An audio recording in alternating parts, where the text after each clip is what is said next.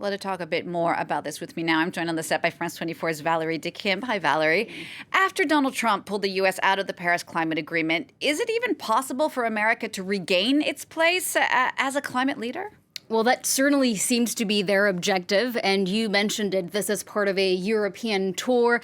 John Kerry, he met with Prime Minister Boris Johnson, with the EU's chief climate, the head of the climate institution, Frans Timmermans, and now with Emmanuel Macron. So these in-person meetings, they send a very strong signal. And to many observers, this is the rejuvenation of U.S. climate diplomacy. And what's interesting is that we haven't seen any other in-person diplomacy from the new administration yet. So the fact that this is their first foreign trip, it really sends a strong signal that the climate has become a central element as a geopolitical issue. We also know that Joe Biden will be hosting a climate summit in April, and we have heard John Kerry urging other countries in recent days to reduce their CO2 emissions, the world's top 20 polluter. So we are seeing the U.S. become more vocal in a way. But whether the U.S. can regain its place as a climate leader, well, that all depends on how ambitious they are willing to be.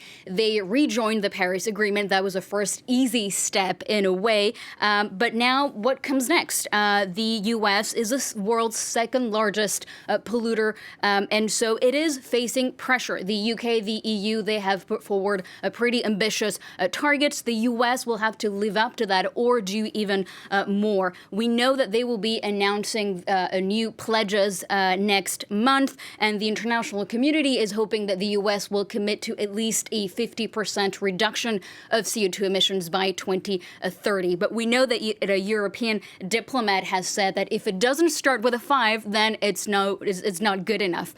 So all eyes are on the U.S. right now, and the expectations are high. Right. And you mentioned the Paris Agreement. 5 years on from that Paris Agreement, countries are now getting ready for a new climate summit that's coming up in Glasgow, Scotland in November. How far have we come since that Paris Agreement, and what else needs to be done still? Well, we recently celebrated the 5-year anniversary of the Paris Agreement, but we don't have a lot to celebrate, really. Under the Paris climate deal, countries agreed to limit global warming to 2 degrees Celsius, ideally 1.5 degrees by the end of the century. Right now, a lot remains to be done. Not a lot of countries have reached that goal. Only Morocco and Gambia are fulfilling their targets. Only 2 countries out of more than 200 countries.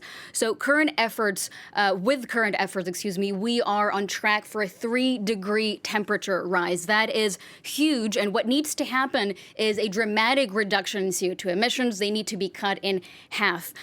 So who is doing what? The EU has committed to reducing its emissions by at least 55% by 2030, become carbon neutral by 2050. China has also pledged to reach net zero emissions by 2060. That was really significant. A lot of people were optimistic, but they are pretty disappointed. Now, we heard from China a few days ago. They released their 5-year economic plan. And in that plan, they don't mention how they will reach this net zero emission target. So a lot of mixed signals from China. So I would say that under a Trump presidency, China didn't really have an incentive to do more. Now we have a new administration. Maybe the U.S. can bring to the table the EU, China, and also be in that negotiating table. A lot of people said that during COP21, when the Paris Agreement was signed, cooperation between those countries was really crucial. Maybe we're going to see that something like that again. Valerie, thanks so much for that. France 24's Valerie Dekimpe. Thank you.